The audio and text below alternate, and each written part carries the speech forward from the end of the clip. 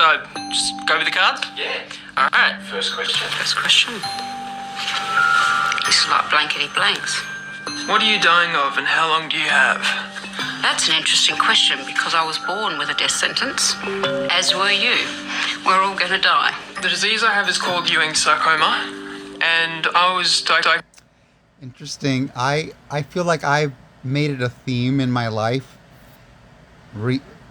Well, it's already existed before, but I've made it a theme to talk about having better relationships with mortality, and then this video showed up, so I thought it would be interesting to watch that. 2008. I have a malignant brain tumour. Its full title is an aggressive stage 3 ganglioglioma. I'm dying of melanoma. I am diagnosed with younger onset dementia. I'm dying of pancreatic cancer. I think it's so extraordinary that these people are able to speak about their experience with whatever they're going through without tears. They're not crying. They seem to be resigned to what they are going through.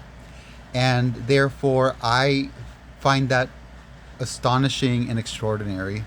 I'm gonna watch some more. Metastatic pancreatic cancer. I don't know how long I have. Most of us are given some sort of prognosis. The type of dementia that I have, I think I was told kind of 8 to 10 years. Well, it's 7 or 8 years now. I've been told I'm not going to be here for the Christmas after next. I was told a while ago, some 3 or 4 months ago, that the time was shorter than that. It could be anything from 6 weeks to 10 years plus, but technically the bell curve is about 2 to 5 years, so that's my official diagnosis. In a way, I don't really want to know. So, at one point I was given the option to have more scans, to have regular scans, and I chose not to because I don't know that there's any certainty about the answer that you'll get from them anyway. I was misdiagnosed 3 times before they finally figured out that I had Ewing's. When I was 16. Ironically, this is not a criticism to this guy. What I'd like to say is that his skin, there is something off about his skin texture that kind of gives off an idea of looking unwell. That's just something that strikes to me. I don't know the specifics of his condition, but he does seem to his skin does seem very it doesn't seem normally textured. There's something about his skin. I used to ride motorbikes and stuff like that, so if I went to the doctor and said, hey, I've got a lot of pain in my left rib cage, he said to me it's probably just a sporting injury. Chances are he would have been right. Got myself a job driving buses on the Impex project and had a backache which wouldn't go away. The third time I went back to him, which might have been 6 months later on, I actually had a physical lump there. It was, maybe the size of a golf ball around my rib cage. He got an ultrasound from there, and about a week after we had a biopsy, I was on chemo. I went into the doctors with a backache and a day off work and ended up with a 6 months death sentence. When I was diagnosed, He said 6 months. So as of this video, I don't know when it was recorded, but essentially he's saying he has 6 months to live. So that could be anytime this year. I think it's a powerful sentiment to be able to share your experiences in mortality. Has a way of making the world feel small. The universe is so large, but then you feel so small because of, well, these people are on camera, they're able to walk, they're able to travel, so that's a bonus for them.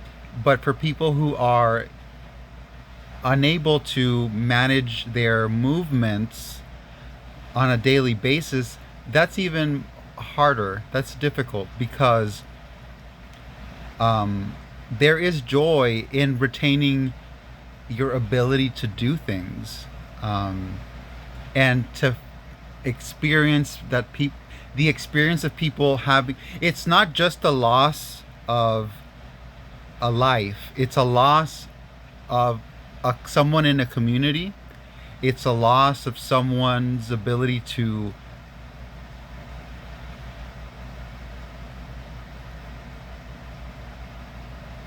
engage in activities that they find meaningful. That's probably the harder loss, I would imagine. You're used to seeing people enjoy things that they care about, and we sort of shape people's identity based off things that people sort of perceive that they enjoy. And when people don't have that because of some loss, it's almost as if the loss of loving something is worse than the death itself. It's an opinion. Maybe they do share that, or maybe they don't. But I have reason to feel that way. I guess I think this is an interesting video because I went to nursing school this past year, and I did learn things that I was not conscious of before, but I've always really attempted to have a good relationship with mortality and things of medical things medical in nature. And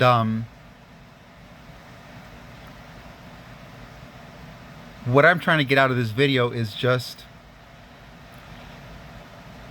I feel like everyone, I don't know that other people verbalize it in this way. Maybe they find consolation with whatever problems they have in a spiritual faith, or maybe they find it in I don't know, people that are there for them. But I just feel like, personally, having gone through I have mentioned in in a video prior to this one, where in the song form analysis video, that I have had some strange, like, experiences with medical stuff earlier in life, because I felt like I was put on crutches when I was in high school, and it somehow really affected my medical well-being.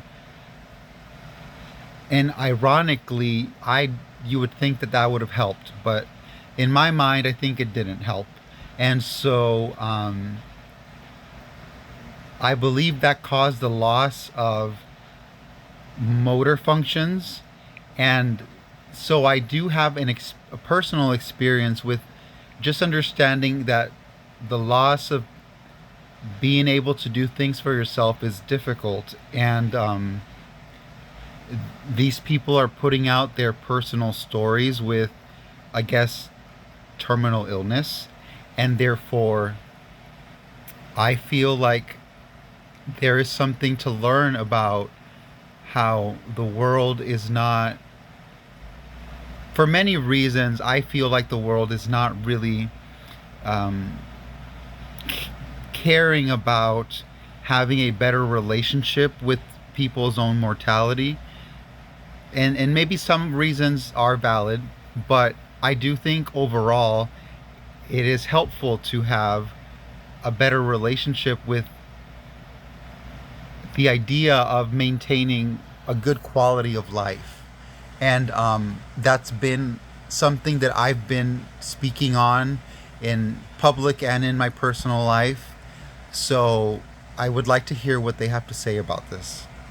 I was in shock for a long time. It was just before my 50th birthday, a terrific 50th birthday present.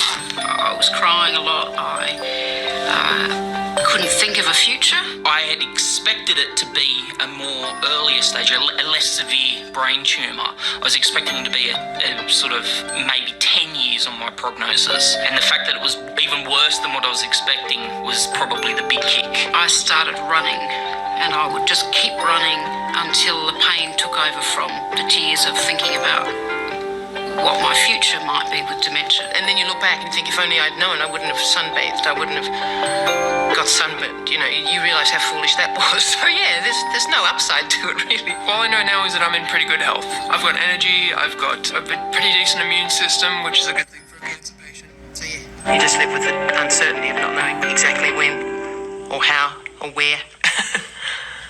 What should people say when they hear the news?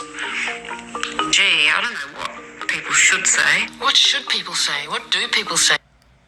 I don't know what. Well, they're being asked a question in what people in their life probably consider if by them sharing their story. I had an experience with people where what was the actual thing? I mentioned something to the degree that I feel like I once, well, okay, so what my actual personal interest in this video is actually that I have a personal anecdote in the journey of life. And what I mean by that is I happen to be a younger person, and in the time period that I am in, going to school in the late 2000s, early 2010s, I felt like I was being, let's be honest here, I feel like there are differences in people based on on their interests, on their backgrounds, on their family histories, on many things. And I just had the opportunity to be someone who attended like the AP classes in a school in the United States. And that means that you were taking advanced college classes in high school, and therefore there was, in my eyes, that meant that you were somehow being perceived or motivated to, I don't want to speak about other people, I want to talk about myself. I felt like in my mind that means that you are someone who can innovate something. You can innovate this idea of whatever it is that you're going for. And since I was taking, well, a well-rounded amount of classes, the artistic classes and the medical classes, I, for whatever reasons in my personal life, I felt like I could, because it's too complicated. I need to break it down. Essentially, in my point of view, young people today in, let's just say, from the 80s to maybe now, there's been this public, what's the right word? Public,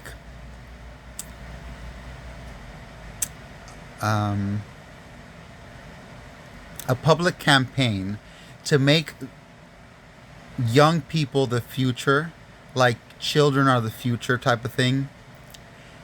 And that comes with an expectation that sort of comes with a lot of expectations, essentially. And I guess I took on an expectation, whether it was meant for me or not, whether people knew it or not. I took on an expectation out of high school that I somehow could cure illness, okay? That's a generic idea, but let's say that children or young people today are having an expectation on themselves that they can cure illness. That's awesome. That's cool.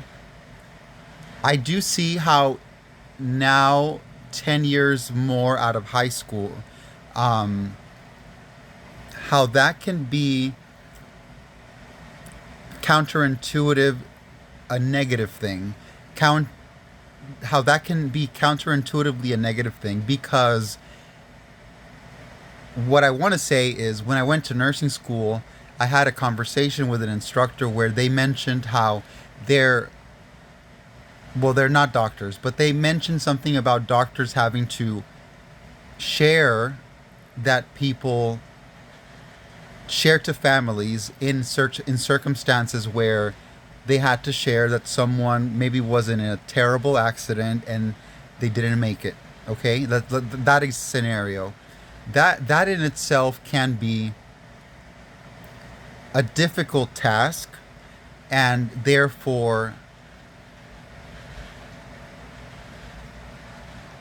it's not just the family being affected, it is also what goes on in medical school that would, quote unquote, properly train younger people, because you're assuming that people who go to medical school, maybe they're in their 20s, maybe they're in their 30s, that they have the ability and the capacity to share this type of news to people. And in my mind, I guess when I went to undergrad school, out of high school, I had this sort of expectation that I could be someone who can innovate mortality itself. That's really what, at the core of it, whenever you speak out about curing something, what you're really doing is adopting an expectation that you can change Mother Nature, that you can change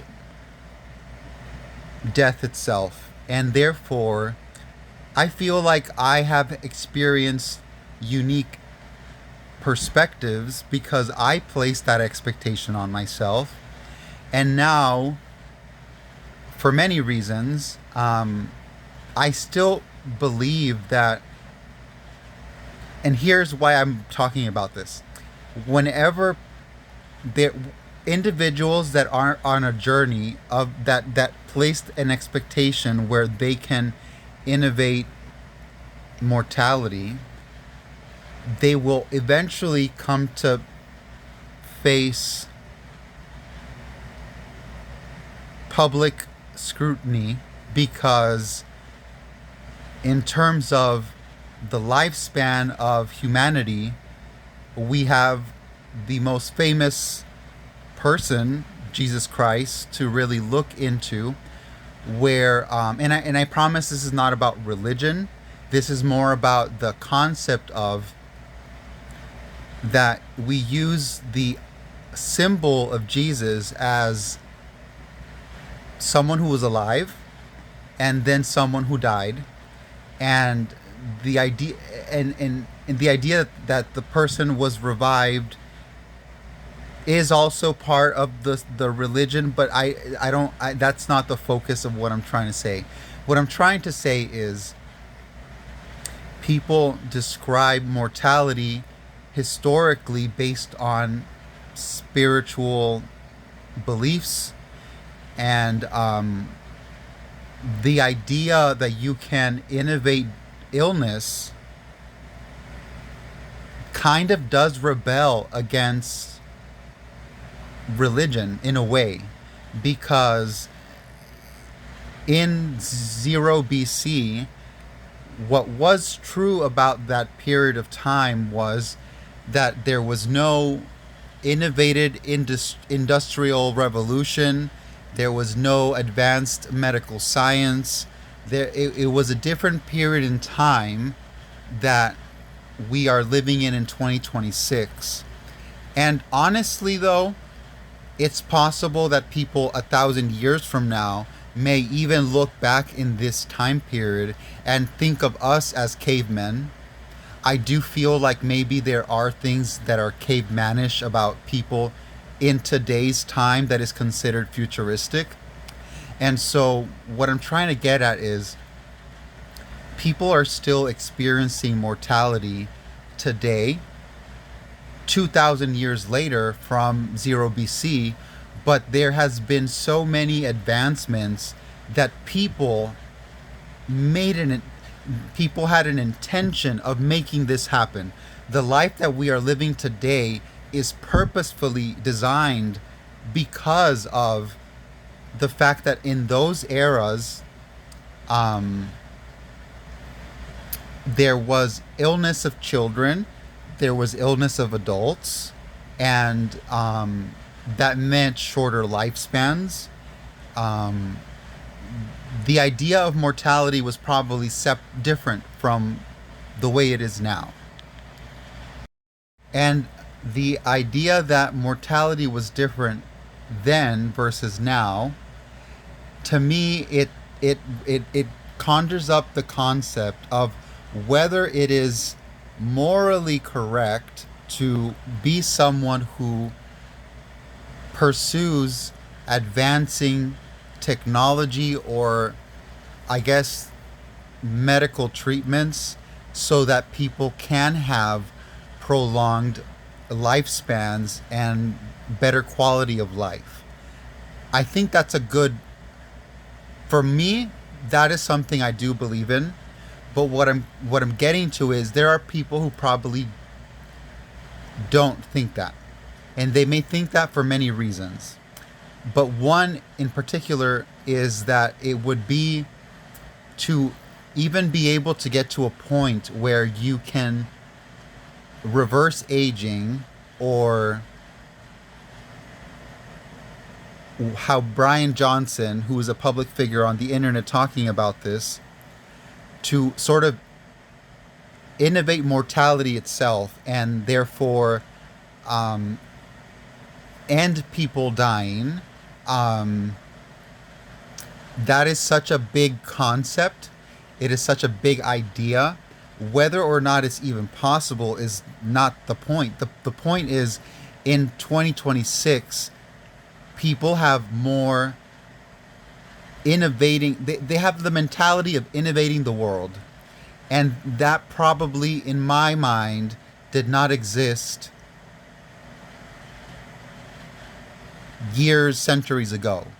We're living in a time where the concept of innovating is real, it is tangible, and therefore, for people that do believe in that, there might be some public scrutiny where there are people who are more like,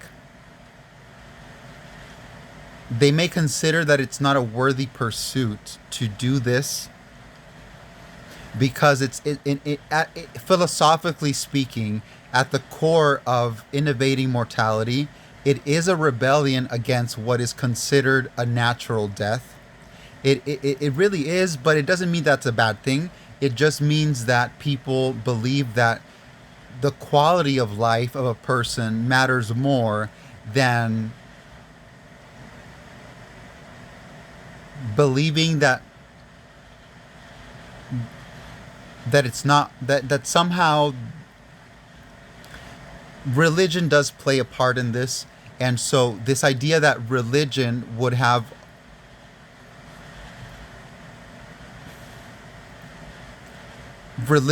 mean more to people than innovating something.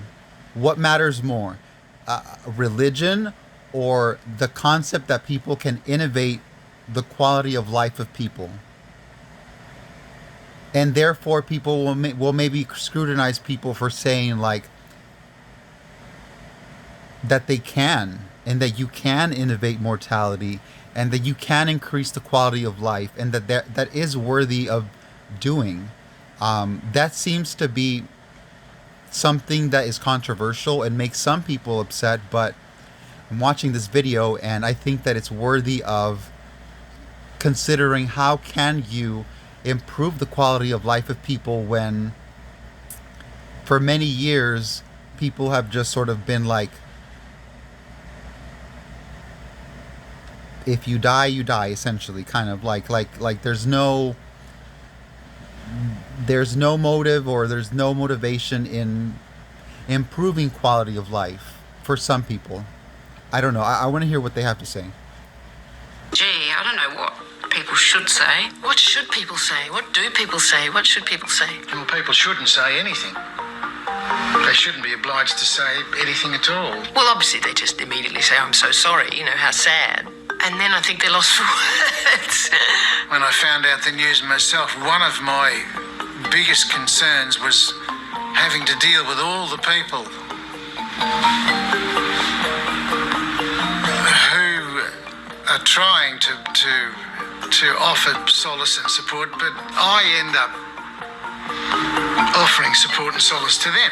In many ways, I actually have to support the person I'm telling because they're the ones that are finding out the information for the first time. And it becomes quite bloody taxing, you've got dozens of people that you've got to go through this bloody process with. I mean, pity is the thing you fear the most in people. There are a couple of exceptions though, a couple of sort of friends. I want to take a moment to hold space for what she just said, because I think that is powerful, that she feels that pity is actually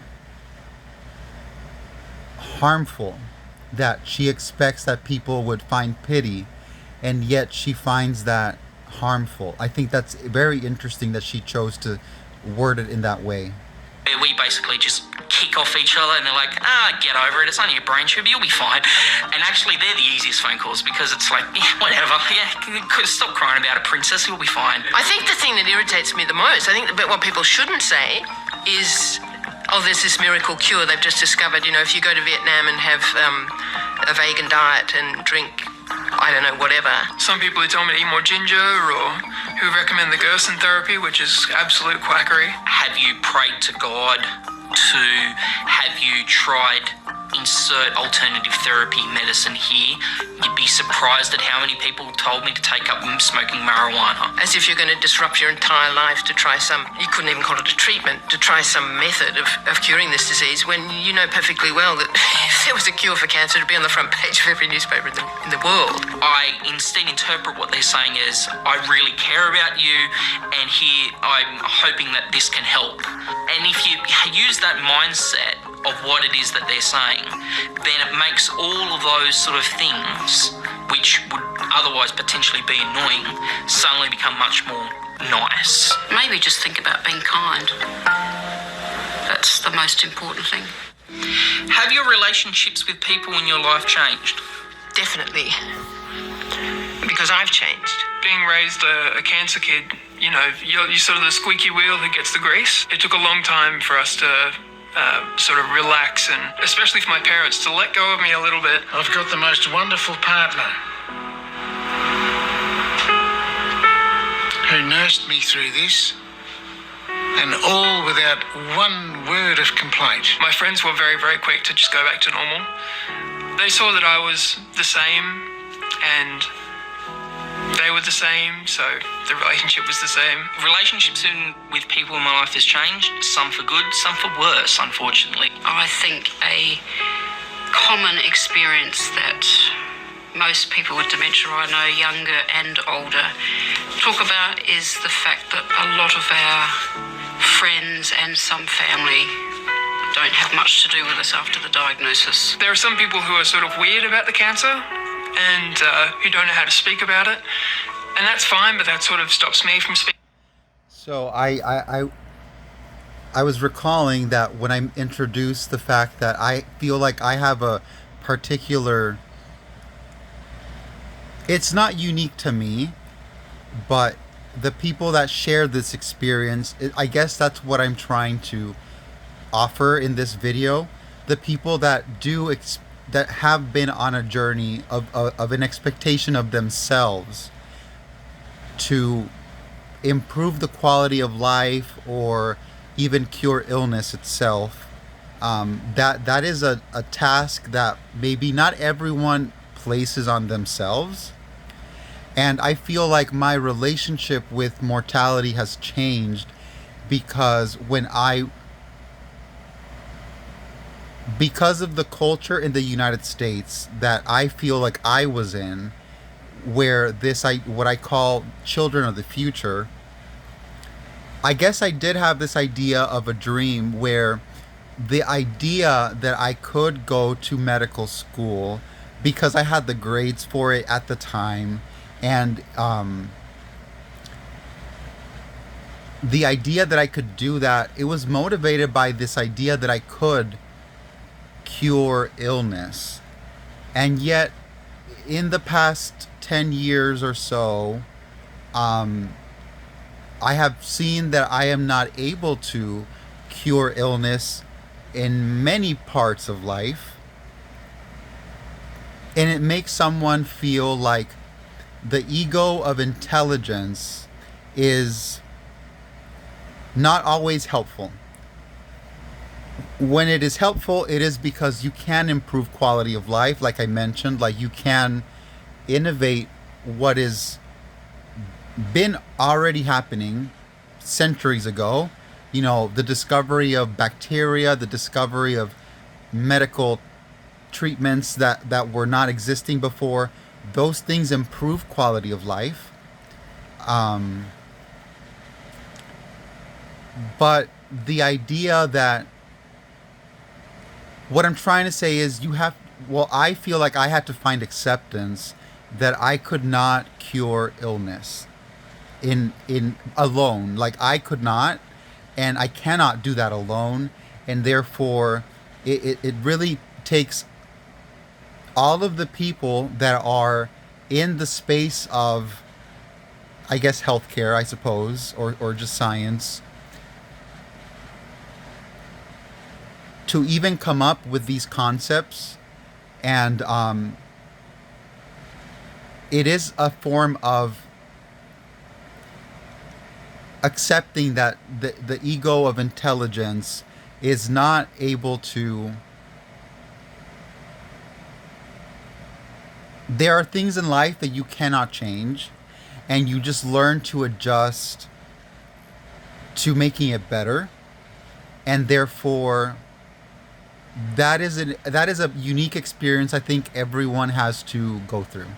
That's not something you can teach. I think that's something you can talk about, but it's something that you experience, and therefore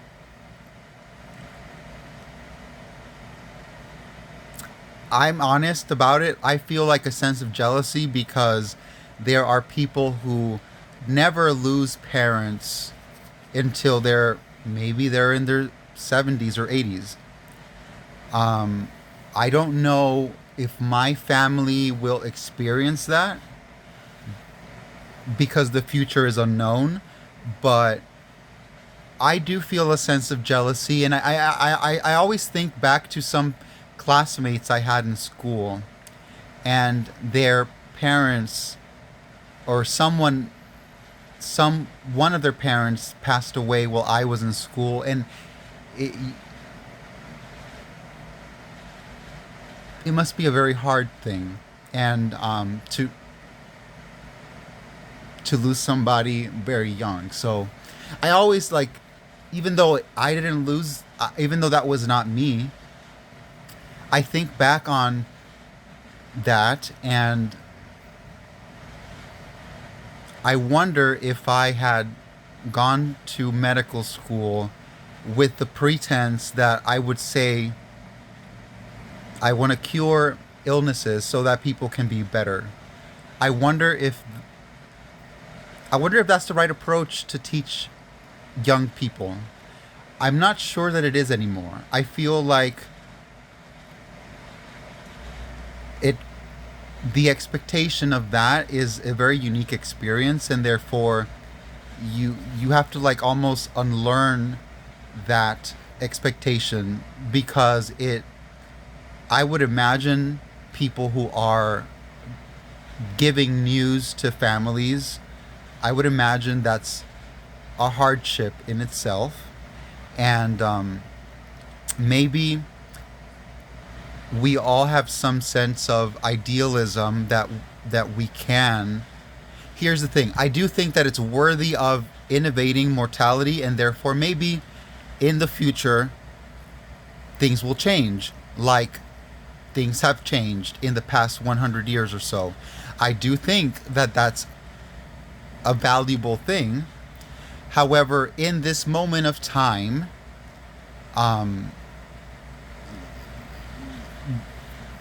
not every future thing is available. So it's always important to find how, maybe I'm just thinking like maybe it's important to teach younger people, instead of like having an expectation that they can do the impossible, maybe they should be guided to improve quality of life. Maybe that will be helpful to people in their relationship with mortality. Because it seems to me that at the end of the day, that's the most important part. The most important part is having a better relationship with that, and that means improving quality of life. So now that is also controversial, because that leads into topics of what do you do with people in regards to their choices. Are there people who have choices where, what are the choices of people in what they want for themselves? And it seems like in the current world, there are places that don't feel like people have a choice, that they should not have a choice. And there are people that do. So that's something that's in the world right now. And I want to hear more about, maybe, I don't know if they'll talk about this. We'll see. Into them as well. I think that's the fear of dementia and the myth that people with dementia are immediately in end stage. So, sitting in a corner doing inappropriate things or dribbling down our shirt or something. I think there's a general stigma around cancer. So for a long time I didn't tell anybody. When I eventually did tell people, it was when the cancer had reached my brain. So last December I had a seizure and it was discovered that I had a tumour on the brain. Then you think, okay, now I better tell people because that's actually serious. There's some people who you can't be in front of without them immediately thinking, oh, cancer, cancer, cancer, cancer, cancer. And you can see it in their eyes too sometimes. You can see some people and all they can think about is the fact that, oh shit, Jack has cancer. I had sort of embarked on a writing career as a novelist. The last thing I wanted was for people to think that I was dying. Oh, poor woman, we'll have to we'll have to regard this manuscript in a special category. Like, you don't want people to think you're on your way out. I've still got a fabulous group of close friends and a couple of family members, but most of my family don't have much to do with me. I've only brought it up once, and that was the first and the last time, and we were basically told that these people just didn't want to get involved in the dementia journey. Is the bucket list a stupid idea? No, I don't think it's a stupid idea. The bucket list. Oh gosh, the bucket list. Not for some. Bucket list is a great idea for some people.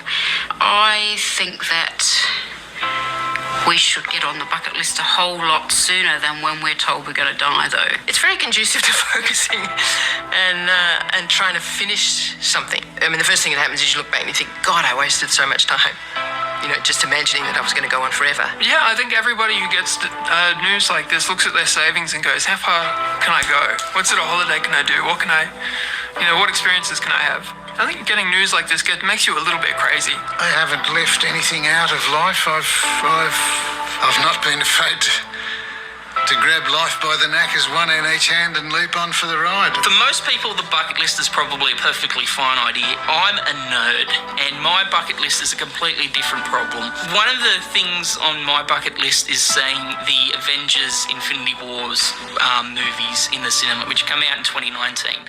Two reasons for that. One, I really like the movies, and two, it gives me a 5-year goal. We did trips to Thailand, Vietnam. I've just recently spent 7 years sailing around the world. With a bit of luck, I lived for another year and then packed up the car and did a road trip all around Australia. I started in Gove in 2007 and then landed back in Gove in 2014 again. Because when I say what my actual bucket list is, which is going and seeing movies, a lot of people are like, huh? Really? Yes, that's my bucket list. You have your own bucket list and you go and have your own cancer and you have yours when you have that problem. I have my own, which thank you. Have you suddenly turned to religion? The easiest answer for that is no. No. Hell no. I was brought up a Catholic. I did the whole primary school at a Catholic school, did the altar boy thing as a Catholic, but I don't see that the Almighty has any place in my death. For me, if you believe in a God who's going to help me in the afterlife, then you've also got to believe in a God who gives cancer to 16-year-olds. I have to ask myself, well, what happens afterwards, after you die? Where are you? Doesn't give me any comfort to think that there may or may not be a heaven or a hell. I don't really think about it. I've come to the conclusion that we are nothing. I've just spent 7 years sailing around the world, half of it on my own. When you're out in the middle of the ocean, the nearest land is some thousands of miles away. And if you disappear, would it make any difference to the world? No. It seems to me that it can only be about memory, that people can remember you. Like, obviously, your immediate family, my husband, my kids, can remember me in certain ways.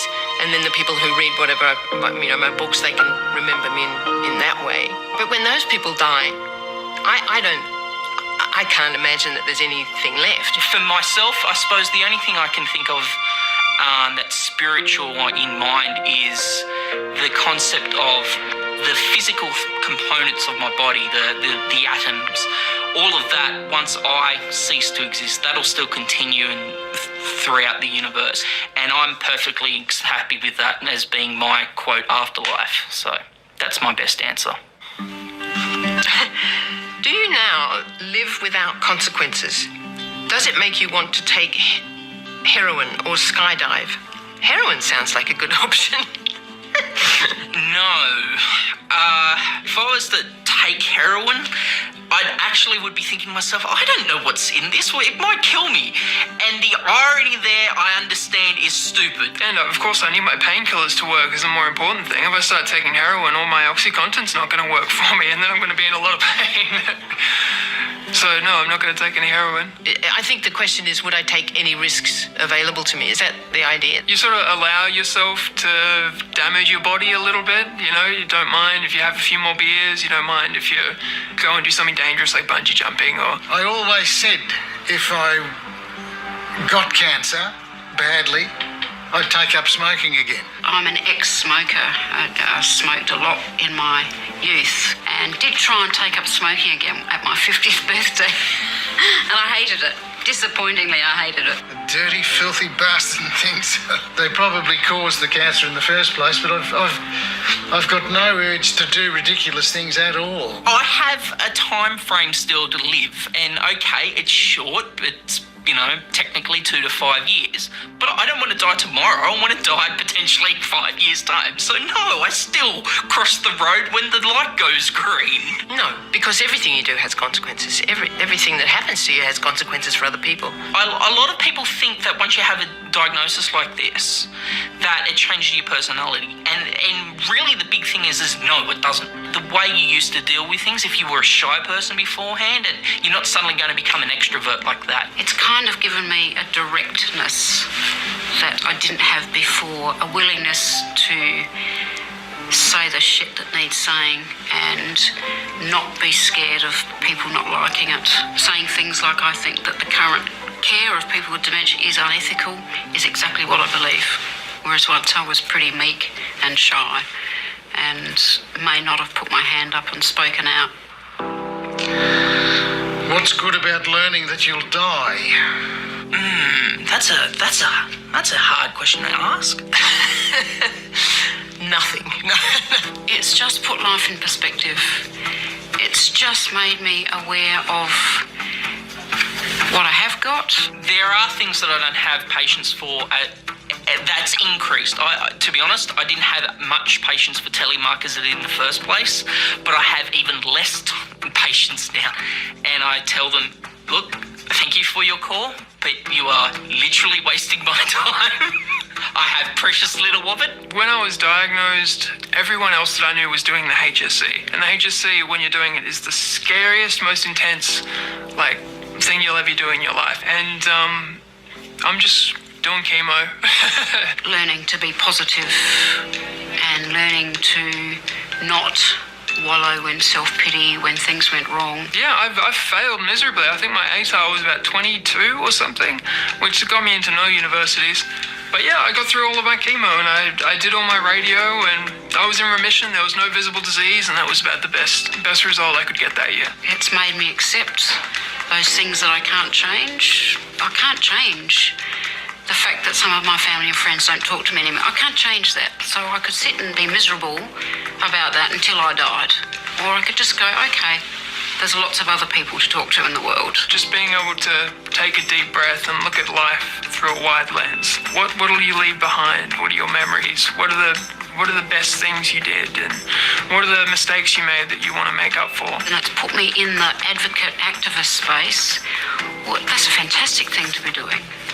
So if I can change even one person's life and they have a better experience of dementia, then I'll die feeling happy. That's good. It's given me a purpose.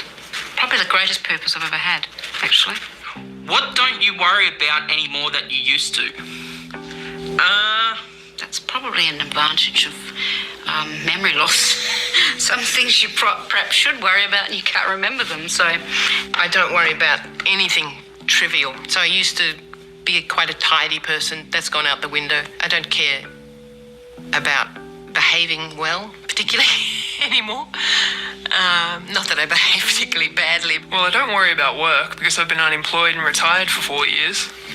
So that's pretty good. It's nice to be retired at 20. I don't care about ambition anymore. That's the thing that I've had to let go of, which was the hardest thing to let go of. Because I think everybody thrives on a certain ambition to be a certain kind of person, to do a certain job, to do it well.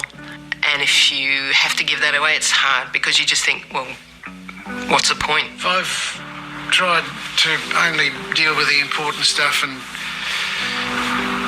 for the rest, fuck 'em. It's perhaps made me more grateful with what I have got rather than thinking about what I haven't got. Being grateful is good. Are you scared? Yeah, of course. No. That might surprise a lot of people. Gee, I'm not really scared of anything anymore. Annoyed is definitely the correct word, but not scared. No. No and yes. Not all the time.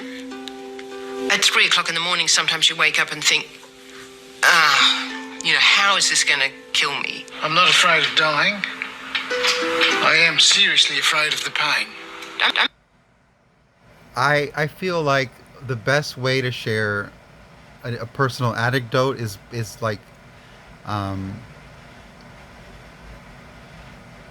guess a very personal thing of me is that I've recently been like,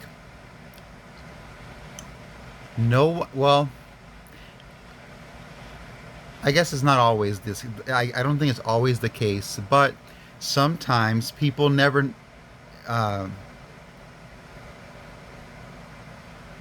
It's not okay. So what I want to say is, people grow up like I had over maybe 20 pets when I was a child because I would rescue animals and then I would bring them home, and one of them had passed away, and I think my mom had mentioned. I guess what I'm trying to say is parents will describe if an animal were to pass away, they might describe that to their children, and that's specific to their family, how they talk about that.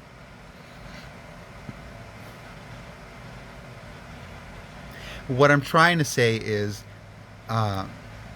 that's one way that people learn about life, as like there being life and death, because of animals with shorter lifespans. Parrots actually live for almost 40 to 50 years. So if you have a parrot and it might never die. What I'm trying to say is we learn about these things through. If you're a child and you never experienced death in your family, maybe you will learn about it through animals. And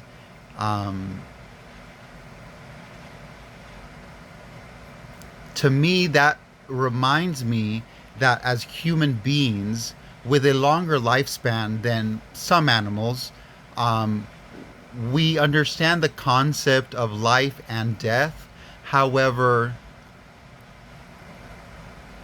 we never, like they're saying, we don't know when that happens, but we also don't know how. That is something that I feel like I felt prepared to learn about in nursing school. There was discussions of that. There was discussions of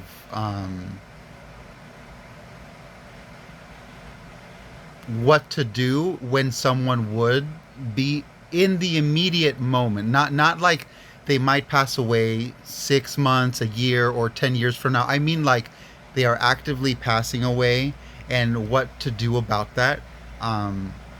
There was discussions about that, and I felt like, oh wow, interesting. And it's funny that I took it that way, because I maybe classmates that I had, maybe they didn't take it that way. I don't know. I felt like I was seen as like someone with a lot of compassion, but that was weird. But I thought they were weird because that may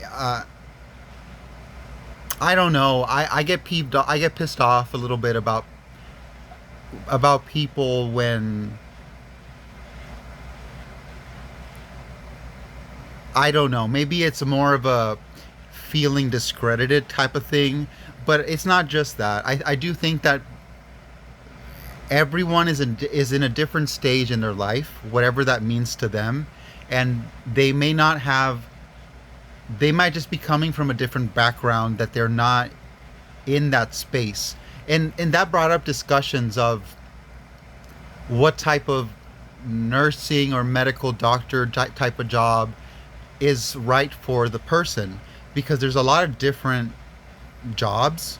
And what I've understood by people is that there are hospital jobs, and that does not always yes, on TV, I guess that does imply sometimes. There's the episode where someone does pass away in a hospital because of some sort of, let's say, tragic accident, let's say that. But a lot of the times, maybe that's not really how that happens. And sometimes people are passing away from a natural death, or through illness. But either way, it would be a natural death, because what I'm trying to say is the process of actually being in active dying, what that looks like will be different depending on what type of illness the person has. And therefore,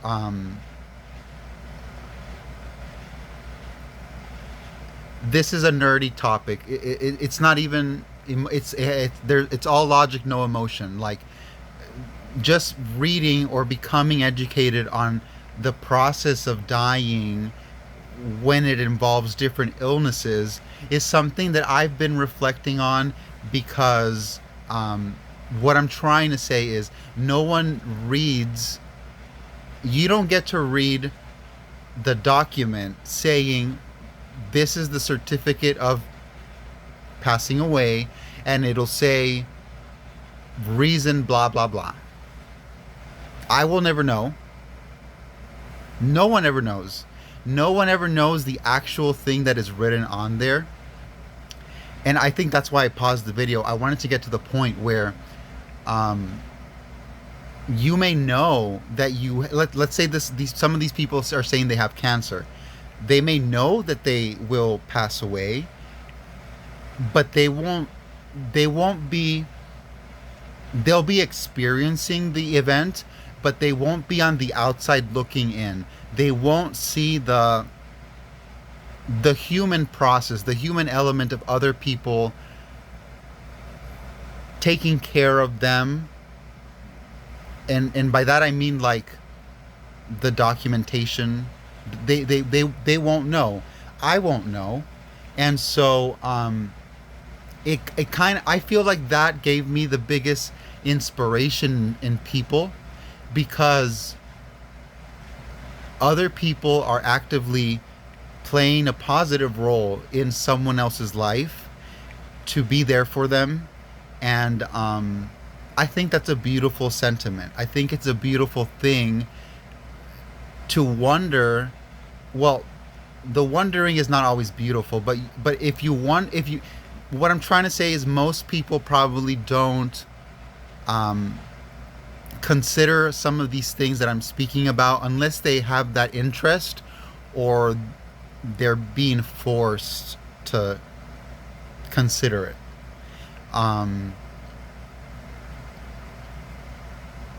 And I guess given some circumstances in my personal life, I feel like this video is about connecting over improving quality of life and having a better relationship with mortality. So I feel like in my life, I've been wondering, I won't know. Like, I won't know what would be written on a document saying why I did pass away. I just know that maybe I would. And so that's a unique experience, I feel like other people witness. Like, other people will witness how someone is affected by the particular illness of whatever they have. And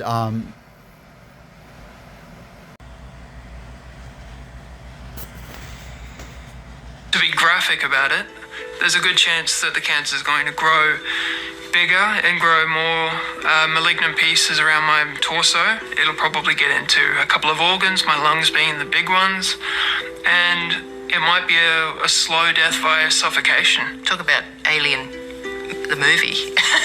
It's what it feels like. It feels like you're incubating or harboring this thing that's going to kill you. I've been afraid, and I've been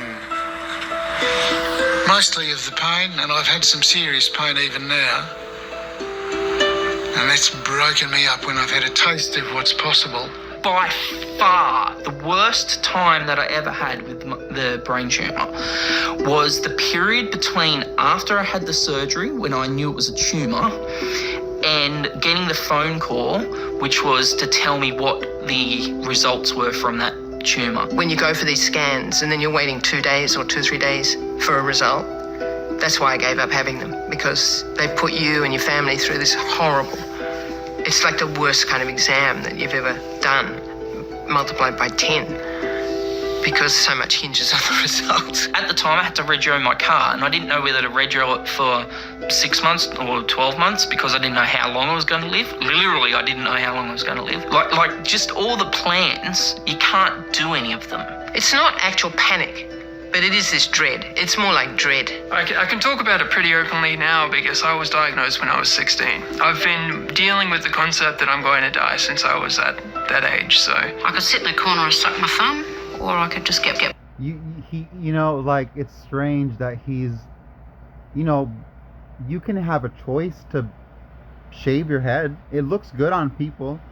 You can have the choice of shaving your head, but I when he says that, I kind of had a shock, because he maybe he looks older because he shaved his head, but him saying that he had received notice that he was passing away, or he would at 16, that's something very hard. And so he does not look, what I'm saying is he doesn't look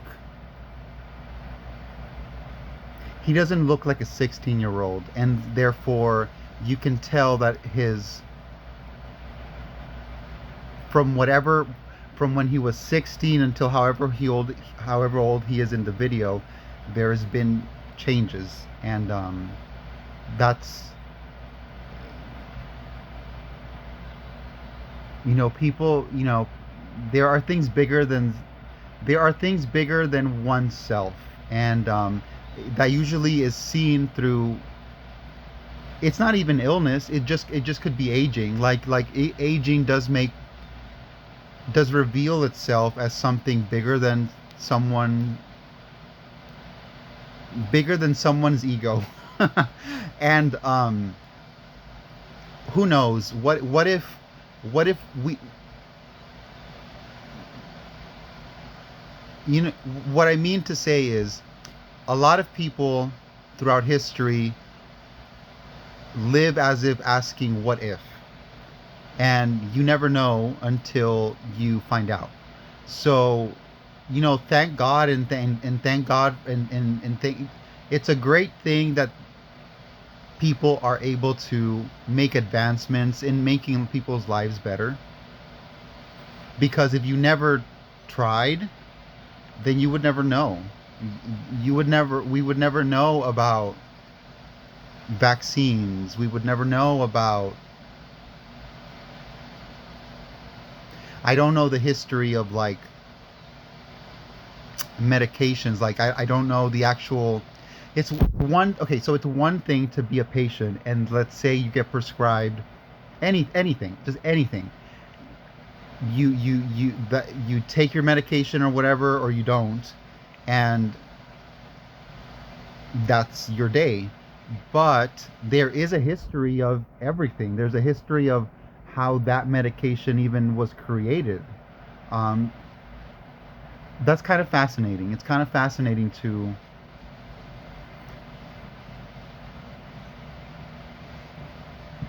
I kind of take it as a joke, but like, people 100 years from now may think that we were stupid in this era. Who knows? I don't know, but I do think sometimes that people 300 to more than that years ago, that maybe they were stupid in comparison to what we think of today.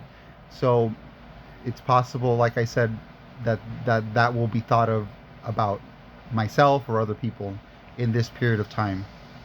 Back up and get on with living. So what can I do about it? Build a bridge, toughen up. Are you fighting? No, I suppose. I've never liked the metaphor about cancer. That you've had this battle. I think if I was much younger and it had hit me in my prime, I might have a different attitude. Yeah, I'm on treatment, and I'm trying to get as many months out of this as I possibly can. The last thing doctors want to talk about is dying. So what you experience in meeting with doctors and dealing with doctors is a constant offer from them of hope. I'm on an immunotherapy right now, which is hopefully going to do good things. I find out in about a month and a half whether that's working or not. That you're going to overcome this and you're going to be that rare person who walks away from it. But of course, you never can. After the test, it was sort of about 50-50 of whether or not the chemotherapy was going to be effective. But then the chemotherapy regime, I ended up being allergic to one of the medications. And then once I had one of those drugs taken out, then it became, look, now it's cut it at this point. In as far as I am adopting a positive attitude and making use of every day, I suppose that could be classed as fighting. I am fighting against the system for a better, more ethical pathway of care for people with dementia. Try and do as much as I can, try and do as much good as I can, try and live each day to the full and then get on with the next one. We get told to give up life and go home and die. I don't think that's ethical. So I'm fighting against that. Who is telling her that? Who told her that? I don't know. That does seem pretty a harsh way to say something like that. Okay. Not that I'm fighting the disease, it's more that I'm fighting the breakdown that I could have. I mean, I could have a nervous breakdown at any minute, really. I could just say, oh, this is too hard. I can't do this anymore. So that's the battle. It's not against the disease, so I don't really like that. I've never liked that idea that somebody's battling the disease. They're not. They're just battling to keep some integrity. How do you want your funeral to go? I have thought about my funeral damn near daily since I got the diagnosis. I have a joke that I want strippers and Oreos at my funeral. I want them pole dancing, and if they can be naked, go ahead. Do think about what kind of funeral you want and who'll come, if anybody. What music am I going to play? What message will I have? I think quiet, friends and family. I don't want everyone to be in all black. I used to want it to be really somber, and now I just want it to be a party. So it's going to basically have sort of a light rock concert vibe mixed with science. I've thought about doing a video recording and being able to have the last word at my own funeral. I still might do that. I don't care that much. It is so interesting that within the past, I guess the origin of YouTube, that there have been people, well, I don't know, like just YouTube ends up having a recommendation, and some people do end up having like a video talking about not that they're diagnosed with something, but that they are going to be not alive soon, and it's almost like a farewell video. That's interesting, because that would not, without a platform to share your stories or your interest, I would not know that people are sharing that type of personal story. So that's interesting. What would it be like to, is it easier to sort of make a video where you can make it what I am saying is it's probably harder to have to retell the same story over and over and over again to different people, where you can make one video and then a lot of people can watch that, and so it's probably easier on the person. So in a way, that's a benefit to people that do share their stories like that. That would not be possible, like 20 years ago. Funerals are for the people who are left behind. I still want to sort of have a say in it. Well, actually, that's not true. There were cameras, so you could technically still record yourself, just not in the same way as it is today. Which is ridiculous. It's my funeral. I'm going to be the one in the casket. I'd have a cheap burn up here and then take the ashes down to Victoria and down to Port Fairy, where I grew up, and tip them off the back of a boat. Because it won't make any difference to me. The more that you plan a funeral for yourself, the more that you get really angry about the fact, not because of that you're going to be dead, but because of the fact like, I've planned this perfect party that's just about me, and I'm the one guy that's not going to be there. Damn. If we had legal euthanasia, would you do it? Interesting. Okay, so they were discussing this. Okay, let's see. When? This is a hugely interesting topic to me. Yeah, I would. I definitely have an action plan set up for euthanasia. I have serious arguments with the government about the way they deal with the death of people who are in terminal illnesses. I don't understand why it is illegal at the moment. And I just think that's so unhelpful to people in the most dire circumstances of their life. This is the worst thing that can happen to you. Basically, if my mental impairment got to a point where I was clearly not me, or I was gone essentially, then at that point I would like to be able to end my life. And it gives them a chance to say goodbye, and it gives you a chance to say goodbye, and it is a very civilised way of dealing with it. So would I do it? Yes. When? That is a really, really tough question. I believe in legalising euthanasia completely. The issue for people with dementia is it doesn't fix the problem for us, because at the time when euthanasia would be appropriate, we probably would have lost capacity and the ability to do it. To feel that you are legally bound, that there's only one pathway that is offered to you as a legal option, seems to me pretty brutal. If an animal were put through the same level of pain, we would rightly be taken to court and convicted by the RSPCA of animal cruelty. It's not something that anybody wants to do, and people seem to think that it is something that people want to do, but it's not. Nobody wants euthanasia. It's a necessary sort of evil. A girlfriend of mine in South Africa, she had a beautiful old pointer dog.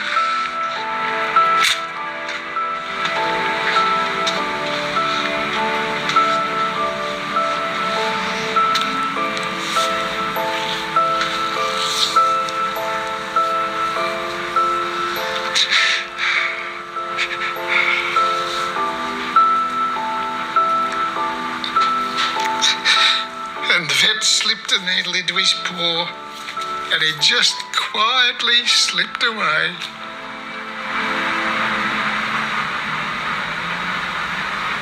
that's how it should be.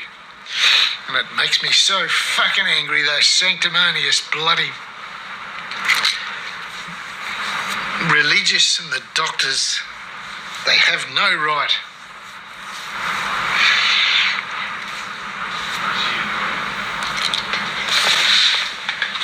They have no right. Wow. What do you wish you could live to see? My 100th birthday?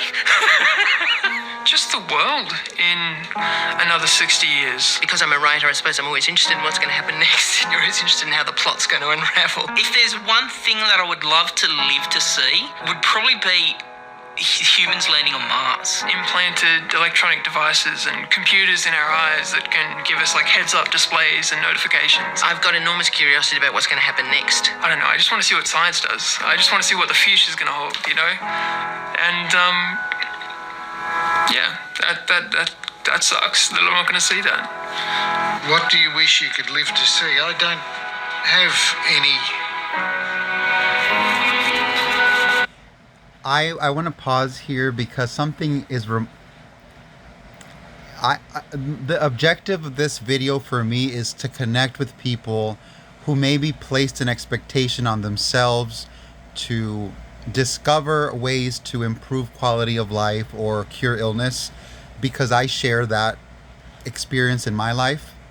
And one very tangible moment where I felt like I actively pursued, it's hard to describe for people maybe that they don't operate in the same mentality, but I specifically chose to do certain events where I wanted to understand someone that I knew, and I feel like they don't know what I gathered from that experience, and I will never know what they thought of it. But I guess I want to briefly share that personal anecdote. And maybe people have this experience with someone in their life, but this happens to be mine, where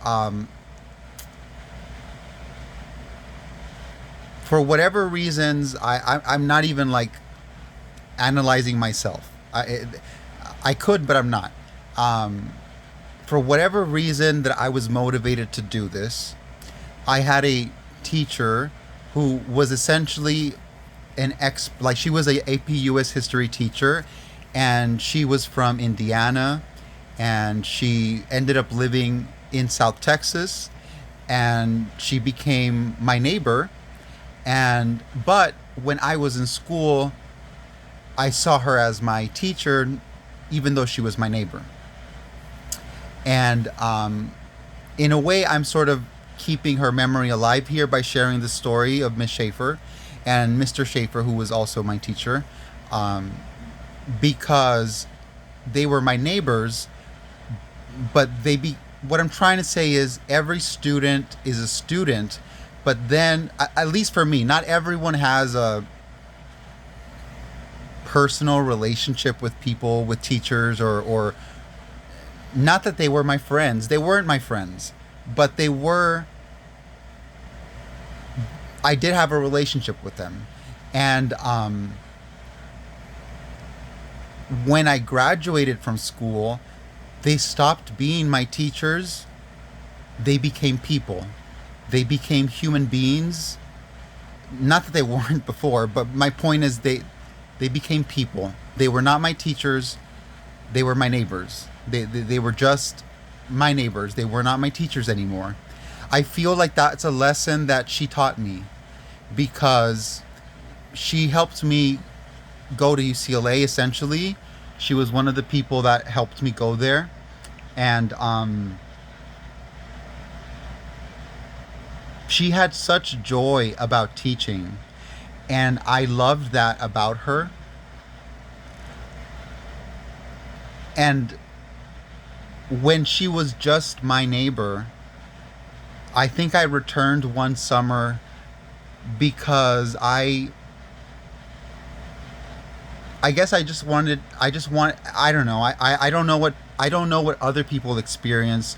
I don't know how they process life, but I felt like I wanted to reconnect with her and to maybe share my experiences because she was someone who provided that sense of joy in learning, and that was awesome to me. That's the kind of person that I was. I maybe not everyone shares that, um, but this is the anecdote. So I visited her, and I realized that I'm knocking on her door, and she has a bunch of cats, and she opens her door, she greets me, and she decides to offer me time to spend with me when she didn't have to. She didn't have to, but she that was the kind of person that she was. She gave me some time. I wasn't a colleague of hers. I wasn't a student of hers anymore. I truthfully I was not her friend, but there was an acceptance that I had a relationship with her, and therefore she she was my neighbor. She acted like my neighbor. And she gave me time to talk to her. And what I was trying to talk to her, I got to a point in the conversations when I would visit her that I wanted to understand her point of view in her personal life, which I didn't really discuss before because her husband had passed away by this point, and she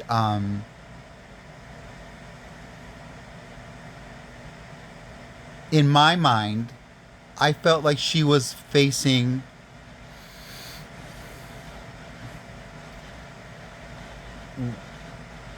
more so. I was just trying to understand maybe how what would she what was her approach to her life, like what does she want,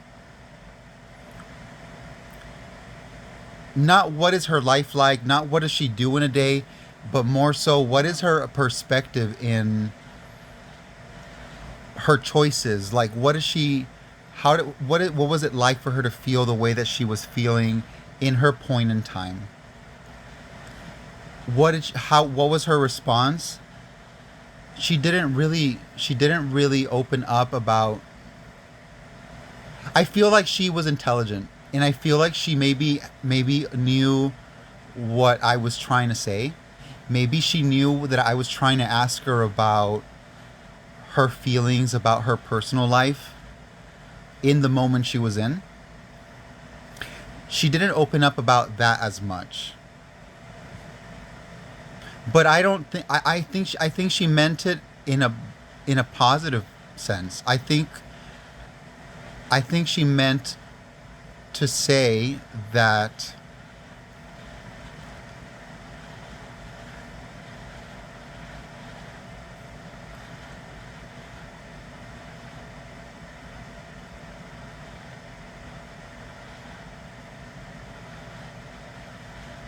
on one hand, I think she didn't want me to feel worry or concern. I don't feel like she wanted me to be preoccupied by her. And maybe that's was her motivation in not being too dwelling on certain things. I feel like she was emotionally vulnerable with me in some aspects because I did see her be emotionally vulnerable, but I also think she wanted me to experience not having worry, not having like. She was basically saying in the kindest way that the life that she made was something she appreciated and loved about her life. The people that she knew, the people that she became her friends, the people that she was close with in like I guess, a colleague type of way. She sort of gave me this experience that she wanted me to understand that she felt a sense of satisfaction, a sense of it's as if she understood what I was trying to say, but she wanted me to experience her perspective in a way that where I could still not be affected maybe by being older than. In a way, I kind of found it funny because the she had colleague friends who were her age or younger, but I kind of thought maybe she had a good relationship with me as a young student, and maybe I would have experienced a side of her that other people didn't. And I felt special. I felt special that she was willing to share her satisfaction with her life. And I want to give, and the reason I guess I bring her up is because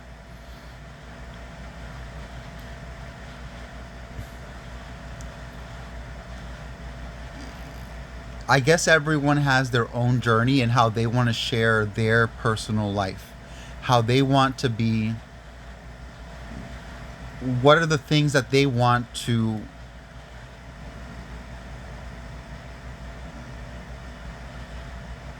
be remembered by, maybe. What are some of the things that they feel that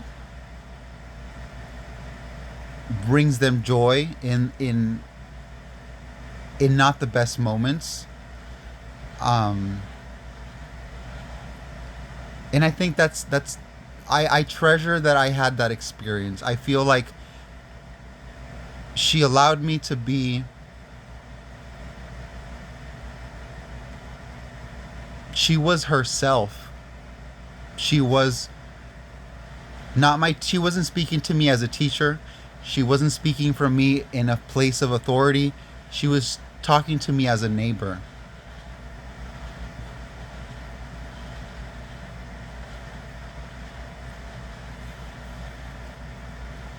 I guess I felt like she respected me enough to give me that sense of closure, and I think fondly of her. Any wishes? Yeah, there's no point. Deal with reality. Because I'm at peace. I don't mind. I've done heaps of great things. I've done heaps of stupid things. I've done heaps of things that might have upset people. Because I've adopted the attitude always that you live each day to the full, then that's what you do. I've got a great husband and 2 fantastic children and some amazing friends. I've been able to see wonderful things. I've been able to see my grandchildren. I'm quite happy with my life. I don't mind if I die tomorrow. I'm quite happy. Beautiful. Beautiful. Well done. That's everything. Good. Fabulous. Thanks, Kay. That's a pleasure. I hope you've got some good stuff there, guys. Thank you very much. Thank you. Thank you. Really appreciate it. Thanks so much. No worries. Thank you. Thanks so much for sharing. And leave it at that.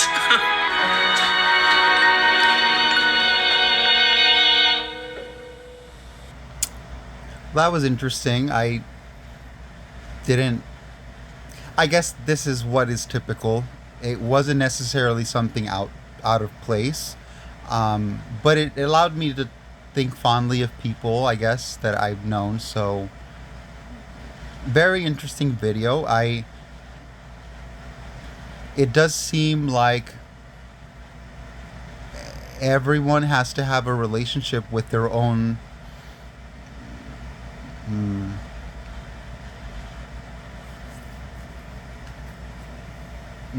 with the unknown, essentially, with the unknown, and whatever that means for people can materialize in different ways.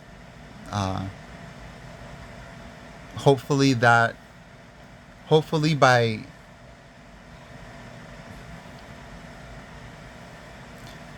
I'm trying to make this a positive sort of conclusion, but also what really comes to my mind is a lot of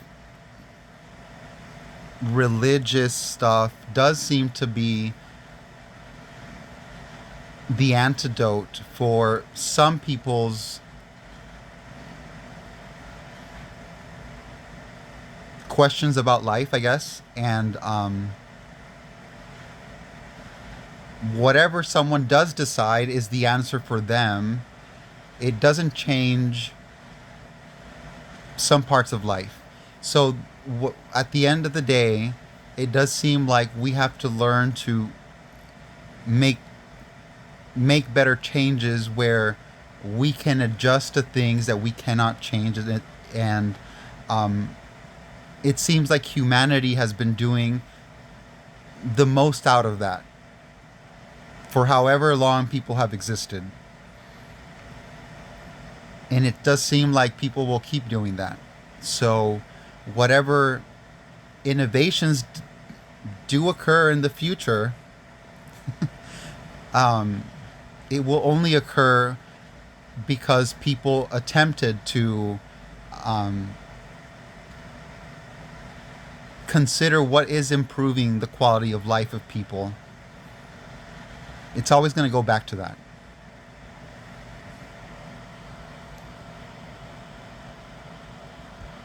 Right here is my favorite place. If the history is correct, I think about this every day.